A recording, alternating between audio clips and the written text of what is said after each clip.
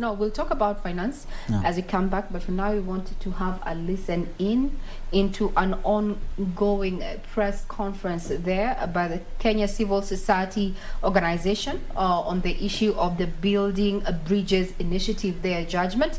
And this is taking place at the Kenya Human Rights Commission offices, I think, at Kitanga Road.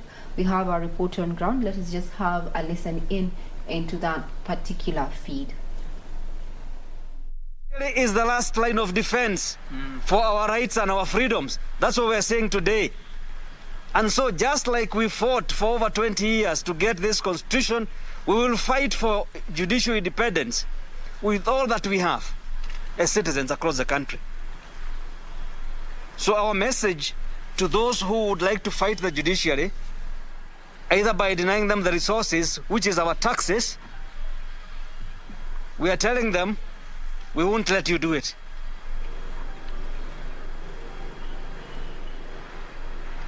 The other point we want to make is that public resources must be spent as per the law and the guidelines of public financial management and expenditure of our taxes. The Constitutional Court last week pronounced itself and said there are questions as to how public resources were spent with regard to the BBI process. Na tunahimiza mkaguzi mkuu wa fedha wa serikali afanye ukaguzi na atoe ripoti, ndio kama kuna wale ambao walitumia fedha vibaya katika hii BBI process, fedha zetu, kodi ambayo tunatoa, waweze kurudisha pesa hizo, iwe ni rais, iwe ni nani, kama zimetumika kwa njia ambayo haifai, waweze kulipa kulingana na sheria. Maana sheria sema kwamba yeyote ambaye anatumia pesa za fedha za raia kwa njia isiyofaa aweze kuzirudisha na aweze kuchukuliwa hatua. La tatu, tusema hivi, kuna wale ambao wanaitwa civil society ambao ni sisi. Tusema kwamba sisi kama civil society, we are not visitors to this country. We are not here through visas. We are here within our rights as citizens. And therefore, we denounce the attacks against civil society. And we are saying these threats and attacks against civil society are meant to deny us the chance to access the judiciary, so that the judiciary can adjudicate the differences we have in society. And we are calling out those who are intimidating civil society, including the National Coalition of Human Rights Defenders, that we will continue to defend human rights defenders, because they are a critical part of this country in defense of our constitution. We are aware about specific individuals who have lately unleashed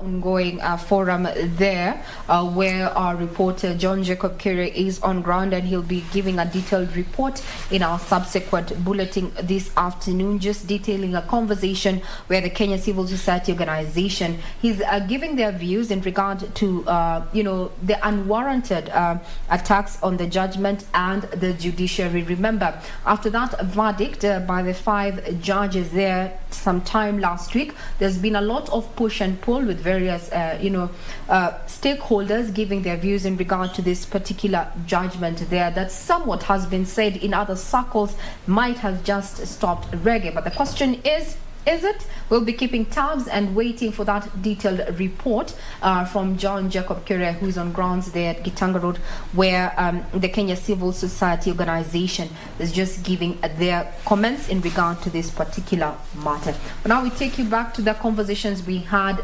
earlier before taking that particular live link there. We're talking about affordable housing. And with just months to go, is this still a viable project for the government? Remember, so far an annual deficit of around 200,000 units annually that has accumulated to 2 million units. There's been a demand for affordable housing that has been pegged at around 61%, with 40% of it being need or rather shortage of student accommodation accounting for 40%. Before we took that particular link, we were talking about the issue of financing. Would you buy, or would you buy on off-plan or a ready house? Taking us through this conversation is the CEO of Mizizi Africa Homes Limited, George Mburu. Now, before we went down there, maybe I can also just pick your brain in regard to matters of BBI. Now, this is a civil society just giving their views in regard to, the attack, what they say, the attack on the verdict, or rather the judgment and the judiciary. As a Kenyan, what do you have to say about matters of the constitution and the BBI before we get back to matters of affordable housing? Thank you very much. We as Kenyans and we have to accept that we do not live in a vacuum. We live under government, we live under rules and regulations, and these things we have to appreciate them, and we have to do with them. And we understand that as a government, the government is made up of the executive, judiciary, and the legislature. And all these arms, actually the thing is the things that we used to read in school. Now they are coming out very well, that we have those arms of the government. We have the executive, legislature, and judiciary. We used to study in the history. Civic education. So we are happy to be seeing them now coming out in the reality. We just used to see as theory, but now we are seeing them practically, which is a good thing. Also, we used to read about the basic needs: food, shelter, clothing. So now we are happy, we as Kenyans and as young people who are continuing to grow. You remember back in the days we used to be told the young people are the viongozi wa kesho. So we are happy, like now we are here, we are talking about such things which we used to hear. So it's a good thing, and I'm happy people are talking, and it's encouraging. It's encouraging. Thank you very much. We digressed there from affordable housing, but now let's get back on course. We're talking about, building materials and such, and the trends. We're seeing people using other materials because the cost of stone, the cost of cement itself is quite high, and the cost of these materials is what makes building and construction quite a capital intensive venture. What about the policies governing building and construction in the country? We have seen and reported many a times unfortunate incidences where buildings come down on people, and where there's no loss of life, there's definitely loss of investment in terms of value. From where you sit, do we have it right?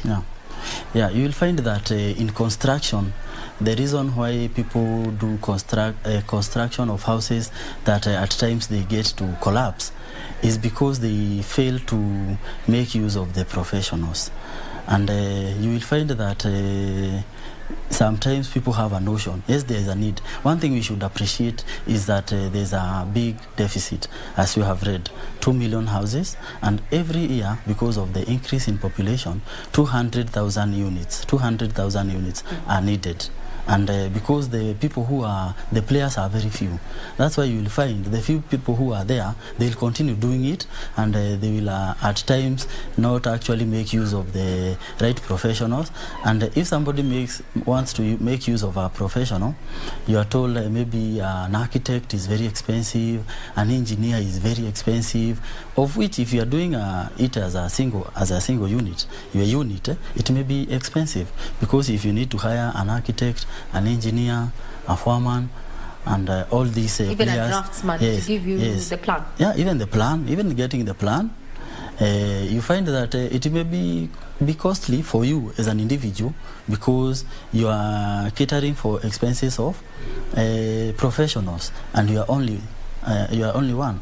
So that's where now people coming together and making use of real estate companies or developers like Mizizi Africa Homes Limited. We are doing a project of, let's say, 40 units. That means these are 40 people with the need and the desire of owning a home. It's very easy. Even the amount that we will pay the surveyor, the amount that we will pay the lawyers, the amount that we will pay an architect, as a person, if you remove it from each and every person's contribution, it will be very little. It's very small amount. But maybe here is somebody, they want to build a house, a flat on their own, and they want to be getting that money. So they will do calculation. Maybe when an architect comes and tells you, I'll charge you 50,000 for the drawings, the surveyor will come and tell you, I'll charge you also 50,000. If you do that calculation, the lawyer will come and also their fee. It is not much if you are doing it as a group. But if you are doing it alone, you find it will be expensive, and that's why you will say, instead, now you do the calculation, that is like 200,000. It has gone. Then I go to the approvals. I also pay for the approvals, another maybe 100 or something.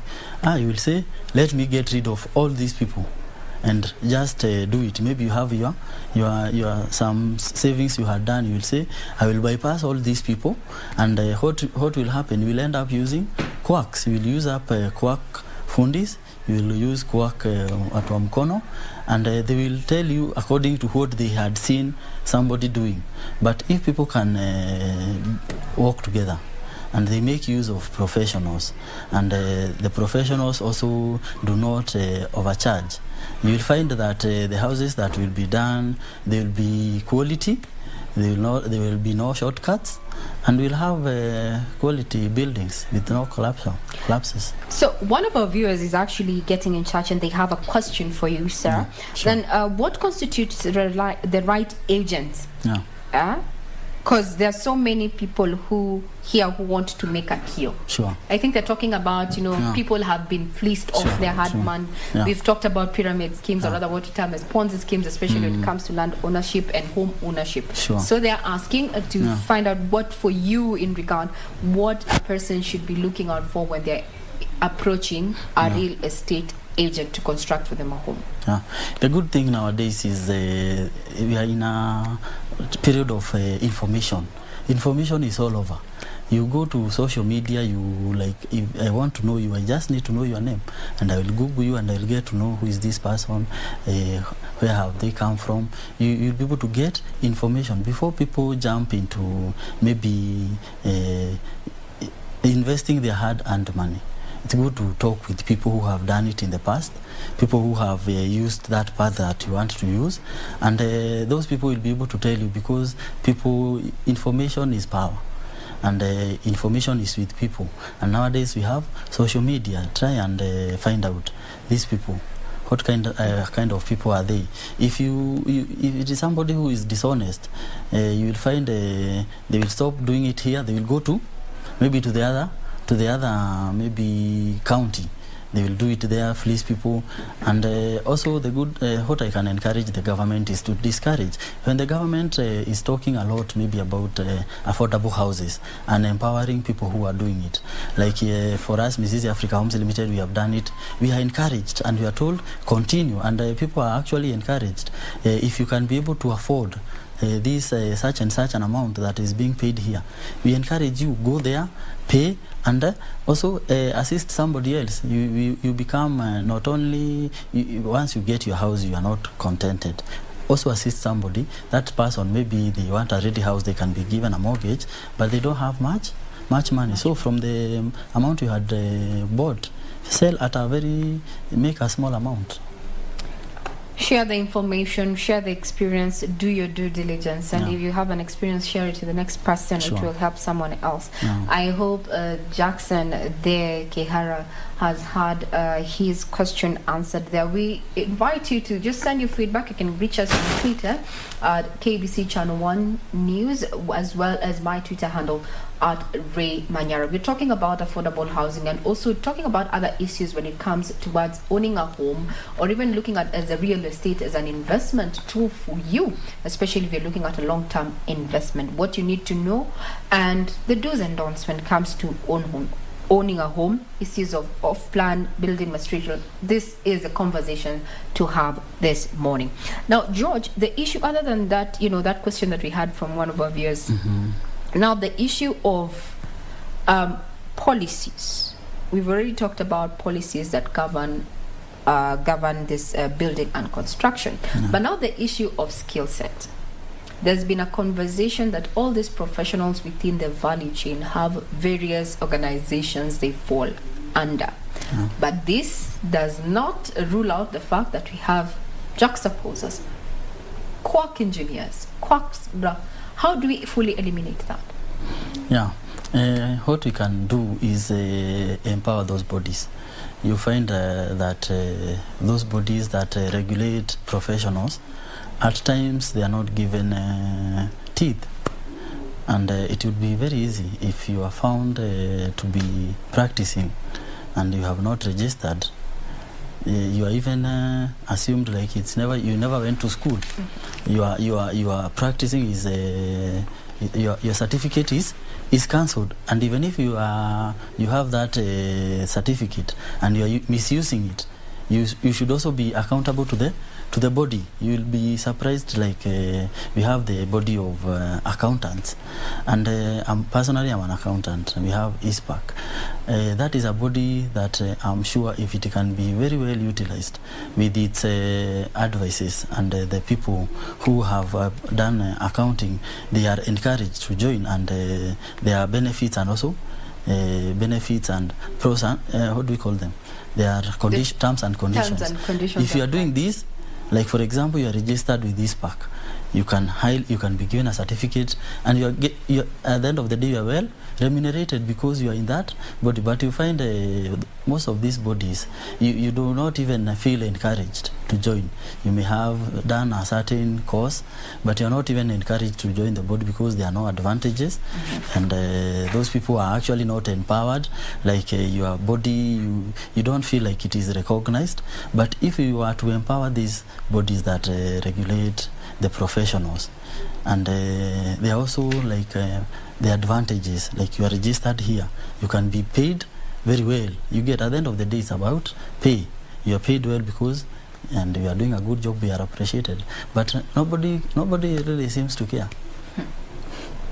Well, you have said it. We'll not try and water that down. Now, we're also keeping tabs on what is happening down in Lamu County, where we understand President Uhuru Kenyatta is going to be overseeing the operationalization of the Lamu berth. Remember, May 20th is the day that has been marked to have that particular Chinese-built seaport, the coastal county of Lamu, receive its first ship.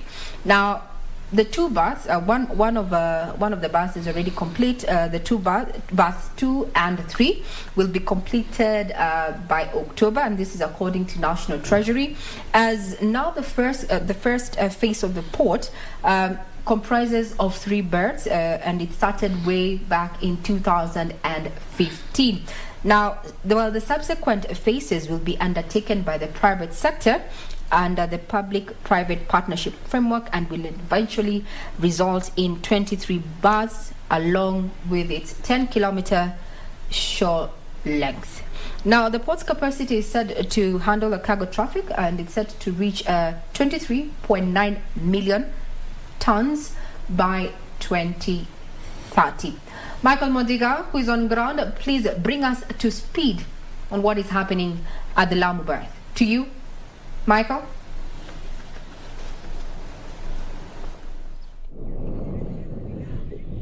Good morning, Ray Manyara. We are coming to you live from Lamu Port here in Lamu County. And today we are waiting, or the president is expected to launch the operationalization of this port. As it stands now, this Lamu Port, the first phase of the construction is almost complete. With berth number 1 is complete and ready for use, while berth number 2 and 3, they are complete. but the yards are 90% complete, and they're expected to be completed by the end of the year. And as it stands now, the launching of operations in this port puts Kenya in the league of transshipment hub, which and now Kenya will be joining the league of the likes of Durban, Djibouti, and of course Dubai. These are the largest ports which do handle large vessels.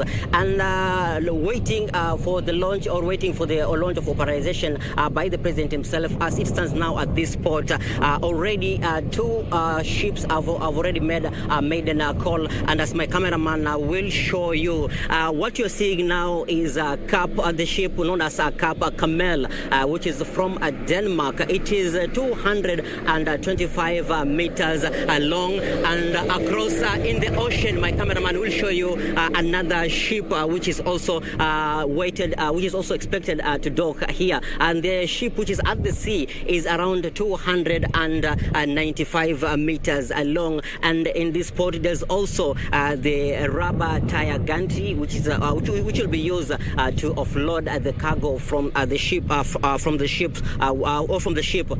vessels which will be docking here. And the completion of these berths, that is berth number 1, berth number 2, and berth number 3, together with the yards. What is here right now is that after completion of these berths, they will have the capacity, or a capacity of 30,000 to 100,000 dead weight ton, which is of course a lot of cargo which will be handled in this port. And it's also it will also be used to be evacuation of cargo to other countries, of course, to Zanzibar and so forth. And after completion of this port, the port will have 23 berths. And as I told you earlier on, the berths for number 2 and number 3 are complete. What is being waited to be completed is the yards of berth number 2 and berth number 3. And the groundbreaking of this port started back in the year 2012, and the construction of this port began in the year 2015. And the first phase of this project, which is under LAPSSET, has been completed by a tune of 42 billion shillings. And under LAPSSET project, the project will entail the road map that will be from Lamu to Ethiopia, and of course this Lamu port and the airport, and of course we'll have a pipeline for transporting the crude oil that is from southern Sudan. And this port has a natural depth of 18 meters deep, and of course it edges the Dubai one, which has 16 meters deep. And of course the entrance of Kenya into the transshipment hub, of course, is expected to edge out the likes of Bagamoyo ports in Tanzania, and that of Djibouti, which do handle bigger vessels. And upon completion, we are expecting big vessels to be, of course, to be docking here. And of course, the ships, or the biggest vessels, the likes of Neo Panamax, which are said to be the biggest vessels, which will be, of course, which will be docking here. And upon the completion of this port, of course, Kenyans, there will be job opportunities for Kenyans. And as it stands now, the construction is on, and we are waiting the due time when the president will be here, of course, to launch the operationalization of this port. And behind me, as I told you earlier on, is the rubber tire gantry, which will be used, of course, to offload cargo from the ship. There's another ship at the sea, and of course there is the Cap Camel vessel, which is from Denmark. So we are waiting the president sometimes later to come and launch the operations here at this port. And of course, upon what we have learned from the itinerary, the president will also start from will be inspecting a road project in Garsen, then of course come here and launch the operationalization of this port. That's what we have from now in Lamu County. Regina, maybe if you have anything which needs clarification before I hand it over to you. Well, this is what we have for now from Lamu Port. Of course, we'll be back to give you more details in our subsequent bulletins to tell you what is happening as events unfold. Back to you, Regina Manyara. Thank you very much, Modiga, there for bringing us up to speed in regard to what is happening down at the Lamu berth there, a flagship infrastructure project under Kenya's National Development Blueprint as well, Vision 2030. And the Port of Lamu, one of the benefits of it is that it will create a corridor that links landlocked South Sudan and Ethiopia to the Indian Ocean. We'll be keeping tabs as we expecting the president anytime soon to just officiate that. Remember, one berth is already complete. 2 and 3 berths are set to be complete by October, and this is according to National Treasury. Now going back to the conversation that we were having earlier in matters of affordable housing, your journey towards owning a home, what are the do's and don'ts? Taking us through this conversation is none other than the CEO of Mizizi Africa Homes Limited, George Mburu. Now we have highlighted all that. Now let's come up to now the issues of government. The budget is just but a few weeks away. Yeah. As a person who is already in this value chain, as far as the building and construction value chain is concerned, what are your expectations ahead of the presentation of the budget 2021-2022? Yeah, thank you very much. You will realize that as a country and the policies that have been made recently, including the Big Four agenda, these are things that we have been borrowing heavily from the Vision 2030. And actually what the president today is doing in Lamu is in line with the Vision 2030. And if you look carefully, even the other Big Four agendas, they have been picked from the Vision 2030, which is something that was started in the Kibaki regime, and it is something that I can encourage. Let it continue, despite the changes of the regimes. Let it continue, because the blueprint of creating our economy, as you have heard, you have said, connecting Kenya with Ethiopia, connecting Kenya with South Sudan, connecting Kenya with Tanzania. These are the things that we should be bringing more on the light, and I'm happy because you are doing that. And now coming to affordable houses and coming to housing, it is a sector that has a ripple effect on other parts of the Big Four agenda. For example, the food security. Food security, you need to give people because they are working. You need to create employment, and the employment you create it in construction. In construction, we are making use of labor. The fundis, the foremen, those are people who are working. They are working. And you'll also realize the other sectors like the infrastructure. They are interlinked, because when there is a road, that area will grow. All these sectors, they are interlinked. And the good thing with the affordable housing, and what I can encourage, is that once you own a house, you are able to do so many other things. My encouragement to people is, and to the government, is to give a conducive environment for people to own homes. There was a legislature which was to be debated, and it was saying that people who are owning their first-time homes should not be taxed, should not pay the statutory deduction, because you find that somebody who is owning, let's say, a house with Mizizi, at the end of the day you will pay either 4% of that value of that house as a tax. And if such things are removed, and also the cost of material, let's say the cost of cement, is the tax is reduced, such that when we are buying, for example, if it's a developer, we are buying the cement, we buy it at, let's say, tax free. The same way we have beer that is, let's say, AFCO is free. We have people who are doing development for affordable houses. They are using cement that is tax free. Actually, the government can be the one who is selling to us direct, and they make maybe something small, remove the tax. This one will encourage many people to do the uptake. If you are owning for the first time, you are not paying. If you are buying for the second one, subsequent one, because people will be encouraged, you pay something small. So you will find that we have many people who are homeowners, they are not paying rent, and they are also investors. And if you are an investor, you are paying something small. And when we do that, and many people get into this sector, which is affordable housing or real estate, you will find we are creating so much value.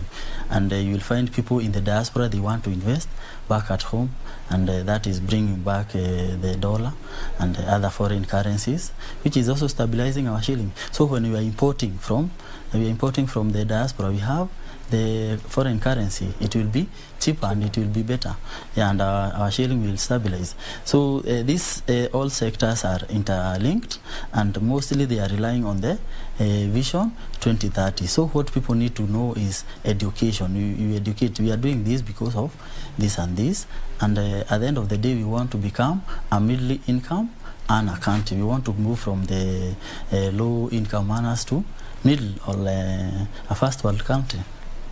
Yeah. Those are your expectations from Sure. where you sit, given we already know where the statistics stand. Yeah. We have annual 200k deficit, Yeah. housing deficit. Yeah. Now the accumulated deficit stands at around 2 million. Yeah. We are just months away from the set deadline. Yeah. Do you think the affordable housing project that government set out to under the Big Four agenda will be achieved Sure. by the set date? Yeah, for sure, it will not have been achieved. That's very true. But this is not a conversation that is ending anytime soon, because each and every day new children are being born. Each and every day we are continuing to grow. So And people are relocating. yeah, and people are relocating. Yeah, so these are conversations that you can't tag on an election. The issue of affordable housing, the issue of the healthcare, these are not things that you can be tagging to election periods. You say, now we have not managed to do it, because like now a child who has just been born, their life has just begun. So they still have a long way, a long journey ahead of them. So we need to continue. You do your part, let's do our part.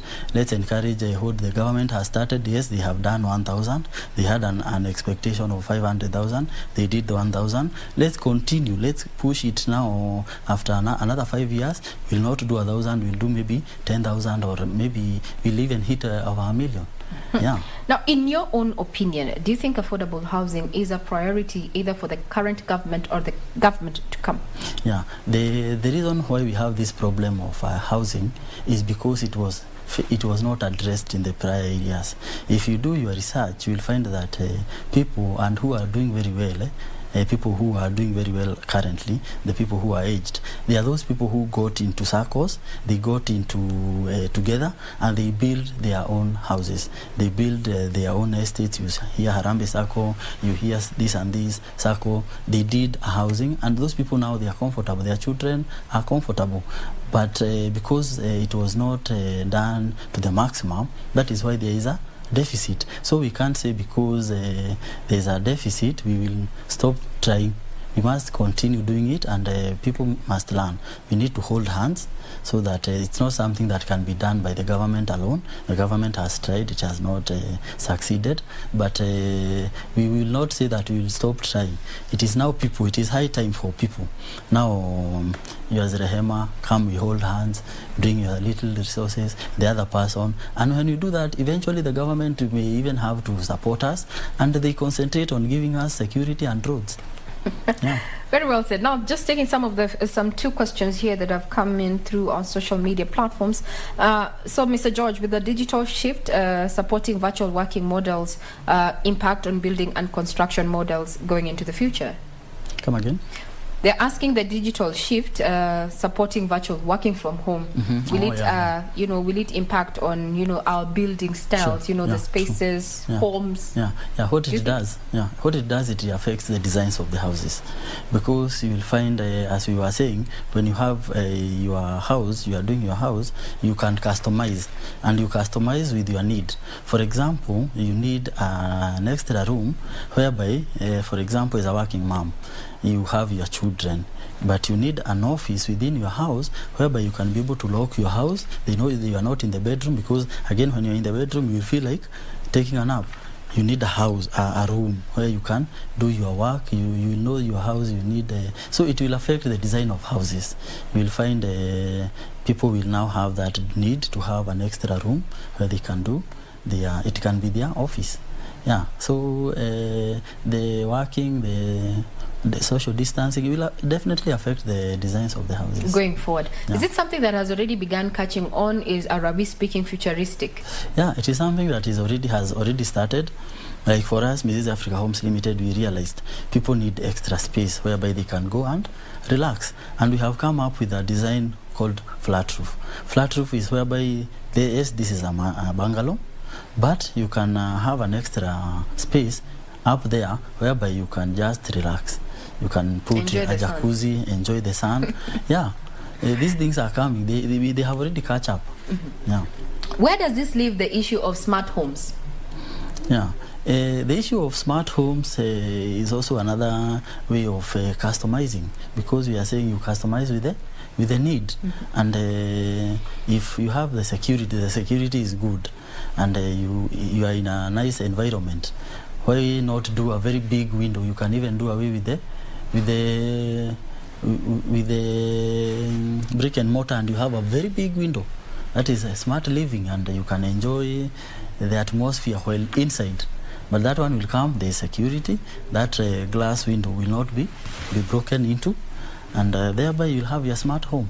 Are we getting there? Are we there yet? Because there's so much that is out there in the market. When you're talking about, I'd want us to just tell us what is available in the market in as far as new trends in house designs are concerned, where smart homes are concerned. Yeah. What is out there? Yeah, the good thing is people nowadays, they are very traveled, and now the world has become a global village. And somebody has traveled, they have seen something they like, they bring it back. So this is something that is already there, and it comes with the desire, the need, and the need to feel that surely this is your home, this is your house. You are not buying each and every year, each and every day. This is something that you are doing, then you can relax. So smart homes are here with us, and now people are making use of the internet. You want to make your house as good as possible, and as comfortable, convenience. Yeah, convenience is driving house designs. Sure. Another question here: why the need of service charge? Hey, this is something that people have dealt with. Yeah. You bought a home, there's the issue of service charge. Yeah, when you have bought a house, you also have some needs that need to be taken care of. For example, you need people to collect the garbage, you need people to trim your gardens, you need people to clean the common areas.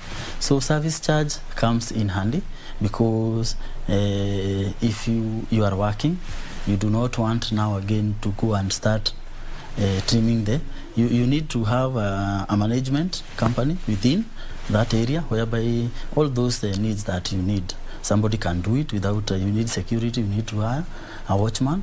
So that is where the service charge comes in. You chuck small money, you chuck like let's say 2,000 every house, and you live comfortably. I don't know why this viewer decided to ask about service charge. Maybe we need to engage them and know if they have a problem. Maybe they are paying the service charge and not getting... It may be too exorbitant. You know, sometimes some people may take advantage because they see these are people with money. So you hear maybe a service charge is going for 10,000, and if you do the calculation, everybody 10,000, it's a family of a lot of 40 people. Units. Yeah, at the end of the day, you need value for money. If you are paying 2,000, what is the money going for? It's about accountability. Yeah, as a management company, if you're managing an estate, you need to tell people, if they are giving this money, it is going into this need. We are paying security, we are paying ABCD. So if the people feel it is too exorbitant, then sure, they are being shortchanged somewhere. Well, unfortunately, that is where you have built. You're going nowhere. Sure, but you can't change. You are there. You are now an owner. They can change. Yeah, they can. It's not pegged. It's not cast on stone. Yeah, you can fire them. Closing remarks, George Mburu, in regard to just the sector, the building and construction sector. Now we're talking about residential homes, and you've talked about off-plan and such, and what we need to know towards home ownership. What would be your take-home in regard to this particular sector? Thank you. My take home would be to encourage everybody. Let's get in this space of real estate. Let's get in this space of affordable housing. The government has started it, and yes, it has not finished, because this is something that is continuous, because each and every day new people are being born. We are having new children, and we need to leave a better tomorrow for our children.